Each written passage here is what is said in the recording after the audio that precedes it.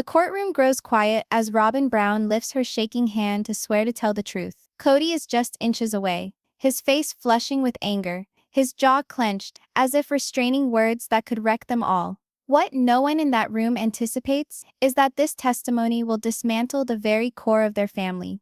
If you thought you knew the story of the sister wives tonight, you'll discover how little you really do. The imagination camera sweeps over a dimly lit Flagstaff, Arizona, courtroom. Dusty light streams through high windows, casting hard slats of light across the Brown family's faces. The air is quiet but thick. The scent of aged wood, frayed carpet, and too many secrets whispered hangs in the air. At the head is Judge Harlan, a gruff-looking older man with sharp gray eyes and a stern expression. He's not simply seated here to adjudicate papers. He understands this case. A broken family, allegations of financial deceit, custody battles, and rumors of a tampered will, is not quite like anything his courtroom has experienced. Christine sits in the gallery, her arms folded tightly across her chest, lips pursed in a thin line. She doesn't glance at Kody, not once. Janelle sits next to her, her eyes cast down, as though reciting every choice that brought them here. Meri,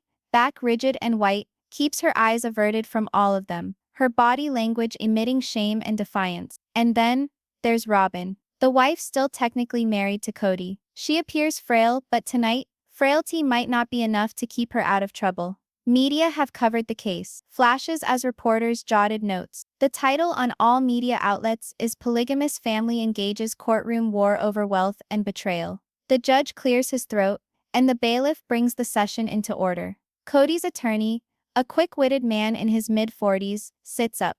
Your Honor, today we set out to establish that my client, Mr. Kody Brown, has been unjustly slandered, that the charges of fraud, coercion, and betrayal are mere fabrications out of spite. Christine leans over to Janelle, her voice hushed but searing. He still believes he can sweet-talk himself out of this. He always does. Robyn sits fixedly ahead, her fists locked in her lap.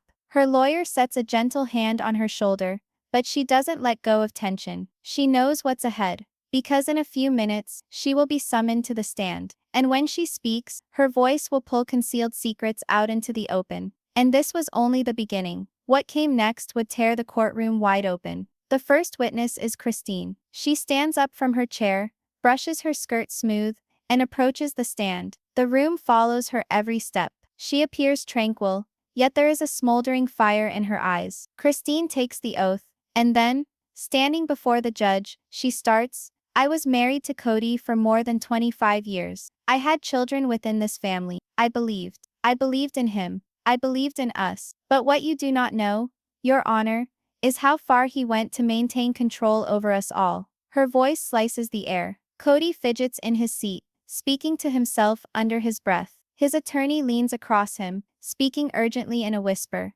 But Kody doesn't break his glare from Christine. Christine goes on, her voice building momentum. He lied about money. He lied about promises. He played us, each differently. But the worst of it happened after he met Robyn. Gasps circulate the courtroom. Robyn drops her eyes, blinking fiercely to prevent tears from falling. Christine's attorney gives her a folder. She opens it with papers, bank statements, property transfers, signatures. The crowd leans forward. These are not numbers. Christine holds up the papers high. These are lives. Our lives. Each dollar invested in Robyn's name. Each asset transferred behind our backs. And when we questioned it, we were told to remain silent, or leave. The judge leans back, looking over Kody intently. Mr. Brown, you will get your turn to respond, he states firmly. But Kody can't remain quiet. He bangs his hand on the table. She's distorting everything. She's jealous. She's bitter.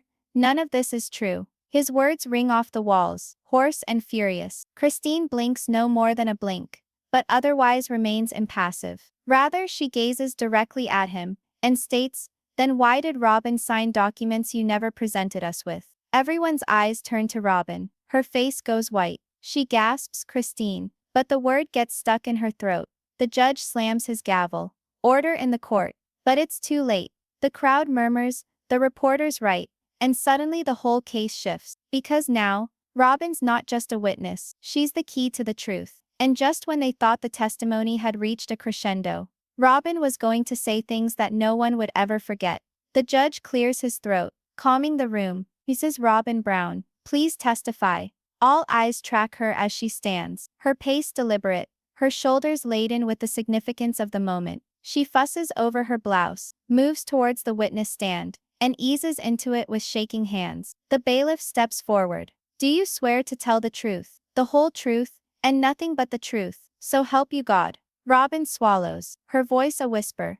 I do. And at that point, with the whole courtroom leaning in her direction, Robyn realizes that no matter what she comes out with, there's no going back. Because what Robyn was about to say wasn't just about Kody, it was about all of them. The room waits with bated breath as Robyn takes her seat in the witness chair. Her fingers intertwine in her lap, knuckles white, lips shaking. The intensity of dozens of eyes, family members, lawyers, reporters bears down upon her shoulders. The quiet is almost too much, punctuated only by the gentle whir of the ceiling fan above. Her attorney leans forward slightly. Robyn, let's keep it basic. What was your responsibility in the Brown family finances? Robyn clears her throat. Her voice is thin, almost delicate.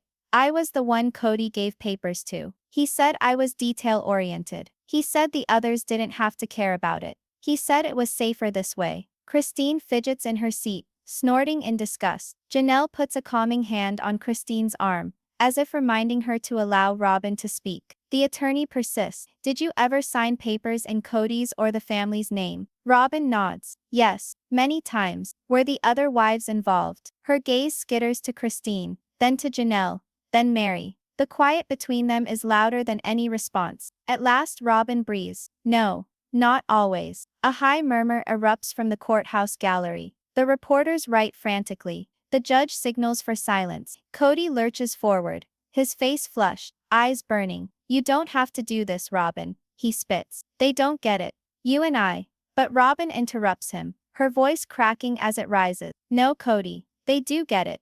I'm the one who doesn't. The courtroom gasps. Robyn clamps a shaking hand to her chest. Tears flood up and spill down her face. I thought I was safeguarding the family. I thought I was safeguarding you. But it wasn't about safeguarding us. It was about safeguarding you. What Robyn was confessing here wasn't simply testimony. It was the disintegration of the entire family story. Her attorney places a folder into her hands. She pauses before opening it, as if the documents within could scald her fingers. Finally, she spreads them out on the witness stand. These are the papers, Robyn states, her voice cracking. Deeds to property, transfers, accounts, all transferred into my name. He said it was temporary. He said it was for tax purposes, for protection. But it wasn't temporary, and it wasn't protection. He cut them all off. The wives tense. Christine's jaw falls open, her face ashen but intense. Janelle glances at the floor, tears welling in her eyes. Meri, silent as a stone, grips her hand so hard her knuckles crack. The judge leans forward.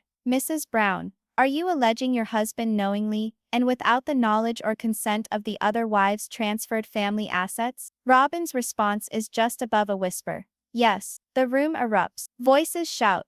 The press leans forward. The gallery utters sounds uncontrollably. The judge bangs his gavel 3 times. Order, order in the court.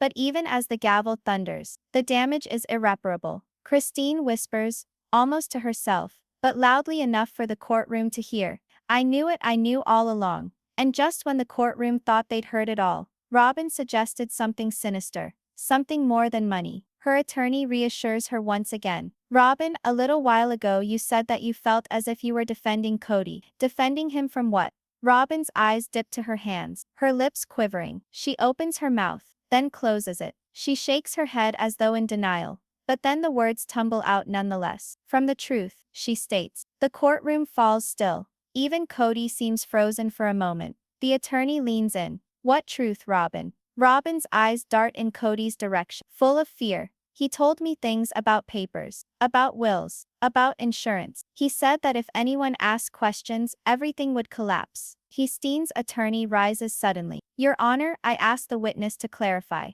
Are you saying there were forged documents at issue?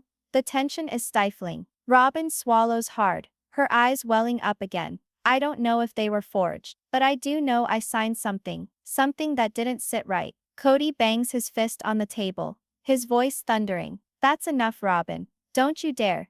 The judge's gavel cracks once more. Mr. Brown, sit down or I'll have you removed from this court. Kody scowls, but sits trembling with rage, every muscle in his frame tensed like a spring. Robyn puts her hands over her face. Her words are indistinct, but audible. I think one of the wills wasn't real. The gallery gasps once more. The words ring in the air, heavy and incriminating. And suddenly the case was no longer about betrayal, but possible fraud. Christine stands up, her voice shaking with outrage. H1, Robyn. Who did he fake? The judge strikes the gavel once more. Mrs. Brown, you are out of order. Sit down. But the question remains, raw and unfinished, ringing in the courtroom like thunder. Robyn drops her hands. Her tear-stained face appears haunted, shattered. She speaks so quietly that the judge must lean in to catch what she says. It wasn't just one. The room is paralyzed. The wives are horror-struck, staring at her. The lawyers freeze up. The judge is blinking with shock. What do you mean? Her lawyer asks warily. Robyn takes a shuddery breath, her gaze resting for a moment on Christine, then Janelle, then Meri. Her voice cracks as she speaks. He got me to sign papers to more than one will. I don't even know whose was real anymore. The whole courtroom breaks into chaos. Reporters yelling, wives sobbing, Kody bellowing in anger. The judge bangs his gavel repeatedly. Order? Order? But even as the commotion rings out, one thing is now beyond doubt. The case has grown larger than anyone could have anticipated. Because if what Robyn is saying is true, then one member of that family may not even own their own destiny. The judge bangs his gavel, demanding order. But the courtroom is a tempest. The whispers are thunderous, chairs scraping against the floor as reporters strain forward, cameras clicking on and on with merciless flashes. In the eye of the storm, Robyn sits pale and shaking, her final words suspended in the air like a hangman's noose. It wasn't just one. The wives are stunned. Christine's hands tremble with rage. Janelle covers her mouth in horror, as if suppressing a scream. And Meri, wooden and unmoving, looks straight ahead, her lips almost unseen, as she mutters something between her teeth. I knew he'd go this far. Kody huddles towards his attorney, hissing like a trapped animal. His face is flushed, sweat dripping from his forehead. The eyes of his attorney dart back and forth in terror. This is no longer a matter of defense. This is about survival. The judge at last slams his gavel again. That is enough. We will have order here in this courtroom, or I will have this courtroom emptied. Mrs. Brown, he addresses Robyn. You have introduced the possibility of more than one will being tampered with or forged. You recognize the gravity of such an accusation? Robyn's voice is quiet but firm enough to rattle the walls of their unstable family. Yes, Your Honor, I do. The judge takes a deep breath. Very well. We'll permit cross-examination. Christine's attorney stands, eyes as sharp as knives. Robyn, let me be absolutely clear. Did Kody tell you to sign these wills? Robyn shakes her head once. And did he ever clarify why these signatures were required? She shakes her head. Not in full. He always said it was about safety, about protecting the children, about protecting me. Her last words fall like a confession she didn't want to make. Christine can't contain herself. She surges to her feet. Protecting you? He was stealing from us. He was stealing from me. The judge's voice booms. Mrs. Brown, sit down. But the courtroom is already spinning. Janelle's eyes turn to Christine, her own voice breaking. He used me too. Don't you see? We were all just pawns. Meri, up till now, Silent finally speaks up. Her voice is deep, but it slices through the din. No, not all of us. Some of us consented. The room stops. Every head turns to her. Meri opened her mouth, and no one could have predicted what would come out next. Christine scowls at her. What are you talking about, Meri? Meri's eyes are filled with tears, but unshakable. I signed too. Not for everything. Not all of it. But I signed when Kody asked me to. I thought if I did, he'd finally trust me again. That perhaps I'd mean something to him. The disclosure comes like a bombshell. Christine gasps, betrayal etched on her face. Janelle gazes at Meri, with a look of pity and incredulity. Even Robyn appears shocked. Meri? Christine breathes. You knew what he was doing. Meri shakes her head furiously. No, not the entire extent. He told me it was legal, that it was standard procedure. I wanted to believe him. Her voice cracks. I wanted to believe in him. Her voice cracks. I wanted to believe in him. Kody pounces, standing from his chair with his eyes blazing. See, they all knew. They all played along. This isn't fraud. This is family affairs. The judge's gavel slams. Mr. Brown, sit down at once. With no further comment. But Kody continues on, his voice growing louder, spittle spraying as he gestures toward Christine and Janelle. They're just resentful because I didn't select them. They're jealous of Robyn, jealous of our history. This is nothing but revenge, masquerading as justice. Christine bangs her hands down on the table, her anger trembling. This isn't about jealousy, Kody. This is about you lying to us, about robbing us blind, about breaking everything we created together. Janelle's voice adds to hers, quieter but no less fierce. You promised us stability, Kody. You promised us a family. You gave us fear and secrets. Robyn covers her face, sobbing. Meri stares at the ground, silent tears falling. The judge raises his hand again. Order, if this continues, I will hold every one of you in contempt. But the words barely register. The truth is bleeding out now, unstoppable. And just when the courtroom seemed ready to collapse under its own chaos, a new voice entered the storm, one no one expected. From the rear of the gallery, a figure stands up. He is tall, broad-shouldered, his presence authoritative. The gallery splits as he comes forward. His face is not known to most, but his words are like lightning. Your Honor, he says, his voice low and steady. I have evidence that turns everything around. The room gasps, the judge's eyes narrow. And you are? The man extracts a folder from his jacket.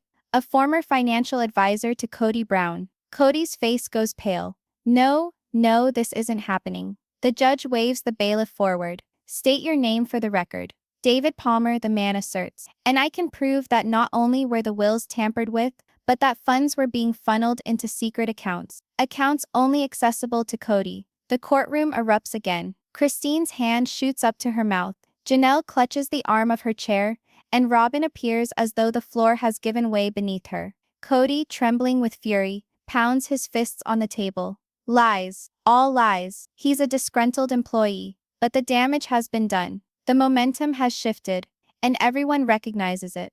The judge glares at David with his cold, steel-hard eyes. Mr. Palmer, you will present your evidence right away. Court will be in recess for 1 hour to go through these allegations. The gavel comes down, ringing out like a gunshot.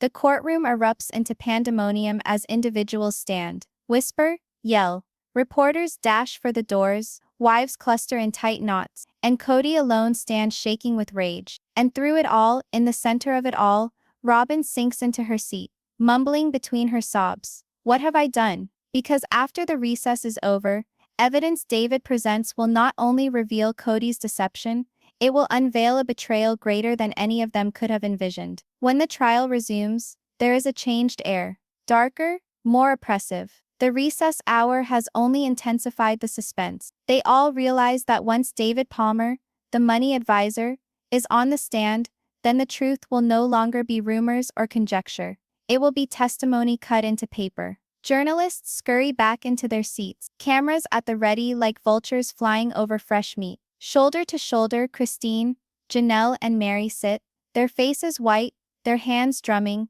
each of them aware that they are on the verge of finding out just how deep Kody's betrayal runs. Robyn does not glance at anyone. Her eyes are puffy, red from tears. She holds a crumpled tissue in her hand, shaking violently like she's preparing for a storm outside of her control.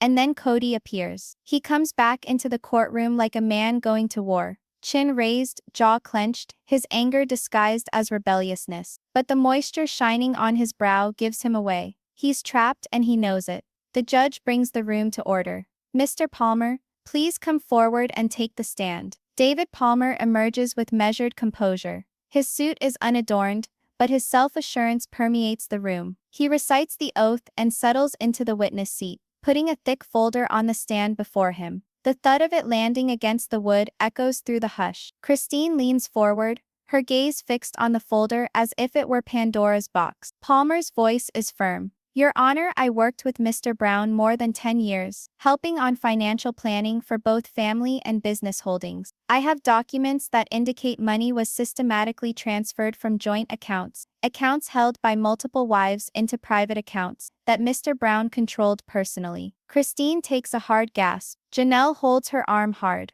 Meri covers her mouth, her eyes brimming with shock. The judge arches his brows. Do you have evidence of these allegations? Palmer nods. Yes, sir.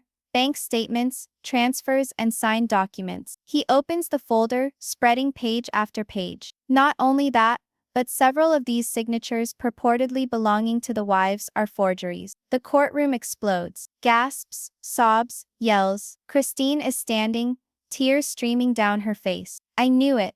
I knew I never signed those papers. Janelle's voice is shattered. Oh my God. Meri shakes her head wildly. No.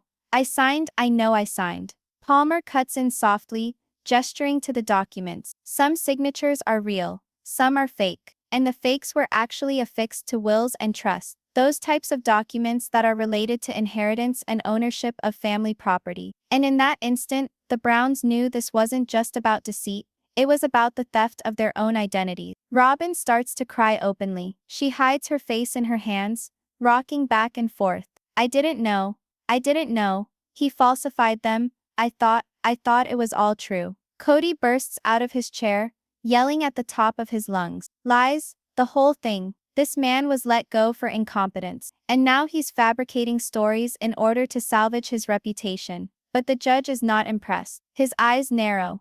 Mr. Brown, take a seat. You'll get your turn. Palmer's attorney intervenes. Your Honor, I'd like to introduce Exhibit A side-by-side comparison of Christine Brown's authentic signature and the forged one on a will 3 years ago. The handwriting expert we consulted with 99% accuracy stated the latter was fabricated. The paper is presented to the judge. He reads it and glances at Christine. Mrs. Brown, is this yours? Christine reads the paper, her hand shaking. Her voice cracks as she responds. That's not my signature. The words linger in the air, denser than stone. Kody's attorney stands frantically. Objection, this so-called expert is not available to testify.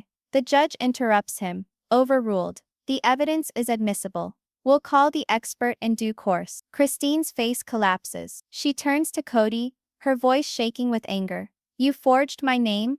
My name?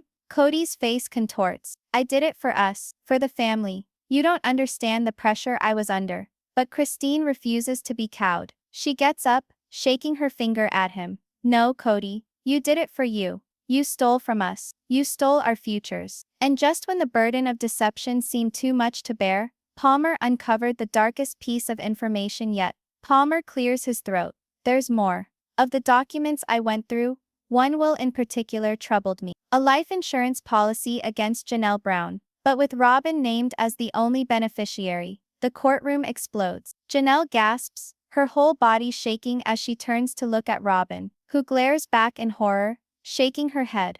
I didn't know. Robyn wails. I swear to God I didn't know. Kody bangs his fists on the table once more. Stop it, you're distorting everything. That was a clerical mistake, nothing more. But no one is convinced. Janelle stands up slowly, her eyes brimming with tears, her voice shaking with anger. You were scheming for my death, weren't you? My death. And her benefit? She points straight at Robyn. You set me up like I was some kind of throwaway. Robyn cries harder, yelling through her tears. No, I didn't want it. I begged him not to sign my name on it. He said it was safer, that it was temporary. Christine holds Janelle's hand, holding her steady as Janelle falls back into her seat, sobbing. Meri sits rigid, white as a ghost, whispering, How could you, Kody? How could you? The judge's gavel comes down once more. Order, order in the court. But his voice finds it hard to penetrate the storm. Kody's face twists in desperation. You don't understand. You don't know what it's like to carry all of this. I did what I had to do to protect my legacy. Christine yells over him. You mean yourself. The courtroom is under the potential for collapse by the anger, despair, and deceit raging through it. Reporters yell questions. Lawyers rush about. The bailiff bellows for order. And in the middle of the chaos, Robyn mutters to herself, so quietly that it almost doesn't register. Here's something else. Something I never told anyone. The room grows still as Christine turns abruptly toward her. What do you mean, Robyn? What else? Robyn's tear-stained face rises. Her lips quiver, her eyes bulging with fear. It wasn't only wills. It wasn't only money. There is a letter, one that would destroy everything. The courtroom falls silent. Even the judge leans forward, his tone guarded. What letter, Mrs. Brown? Robyn's hands are trembling wildly as she brings them to her mouth. A letter Kody had me stash. A letter that confirms everything. And when that letter is produced, the Browns will learn a betrayal so profound, it will alter their lives forever. The courtroom falls silent. Robyn's words regarding the secret letter hang suspended like smoke, choking all present in the room. Even Kody, who has struggled tooth and nail to keep control, sits immobilized. His hands grip the edge of the table, his knuckles white, his eyes flitting like a caged animal. The judge leans forward, his voice low but authoritative. Mrs. Brown, you mentioned a letter. Where is it? Robyn's lips quiver. It's home, locked up in a box. Kody said I was never to talk of it, never to reveal it. But I can no longer keep this secret. The judge nods to the bailiff. We'll recess briefly. The letter will be retrieved under court order. Until then, this courtroom will remain in session. The wives exchange glances. Fear, anger, anticipation all mixed together. Christine grips Janelle's hand. This is it. This is the nail in his coffin. Janelle whispers back, her voice hoarse. Unless it destroys us all. Because in the world of secrets, the truth can cut both ways. Minutes pass, and the bailiff returns. He holds in his hand a simple manila envelope. He hands it to the judge, who opens it slowly, cautiously, as if it might blow up. He unfolds the paper within, and starts to read out loud. The courtroom huddles forward, each breath being held. To whom it may concern, the judge starts. This letter is to make sure that my assets are distributed in line with my desires. Upon my death, most of my estate is to be held by Robyn Brown. The other wives are to have minimal portions, at my choice. Gasps spread throughout the room. Christine violently shakes her head. That's not legal. That's not even valid. The judge goes on, his eyes narrowing. This deal has to be kept quiet. If any of the other wives complain, their names can be excluded altogether from future trusts. Robyn is familiar with the paperwork. She will make sure loyalty is delivered. The words cut like knives. Robyn bursts into tears, covering her face with her hands. Christine blanches with shock. Janelle breathes softly. Oh my God.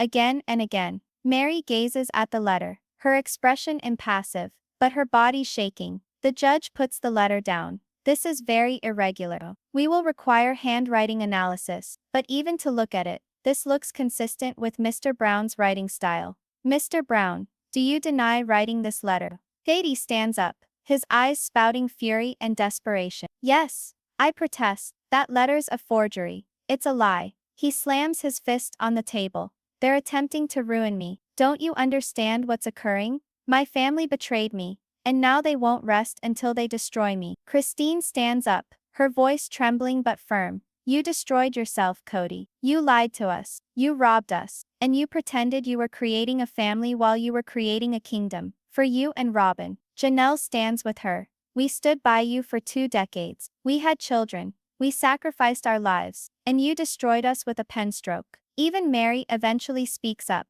Her voice is icily bitter. I signed when you requested it, because I wanted to be important. But to you, never. None of us ever did. Only Robyn. Robyn cries harder, her head shaking. I didn't want this. I pleaded with him not to make it like this. But he said it was the only way to keep what was his safe. And in that instant, Robyn understood. Her tears would not wash away the ink of betrayal. The judge breathes a deep sigh. I will have to consider the admissibility of this letter. But I will tell you this. If corroborated, this could amount to not just fraud, but coercion and intent to disinherit. This is no small thing, Mr. Brown. Kody pounds his fists again, his face flushed, his voice trembling in outrage. You don't get it.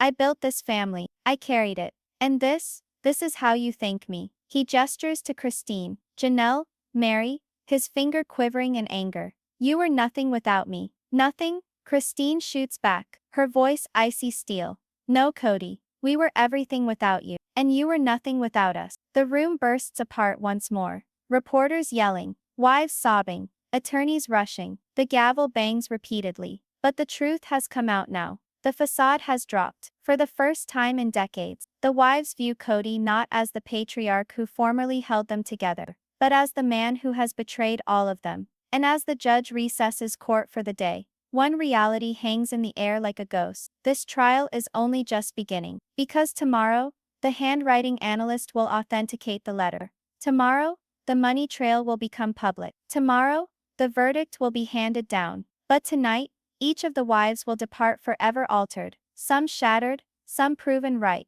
but all wounded by the man they had once called husband. And as the ring of the gavel disappears, one question lingers. When love, trust, and loyalty are broken beyond redemption, what is left of a family? And now I'd like to hear your take. If you were in that courtroom, whose team would you be on? Christine, Janelle, Meri, or Robyn? Let me know in the comments below, because this is one tale where every voice matters.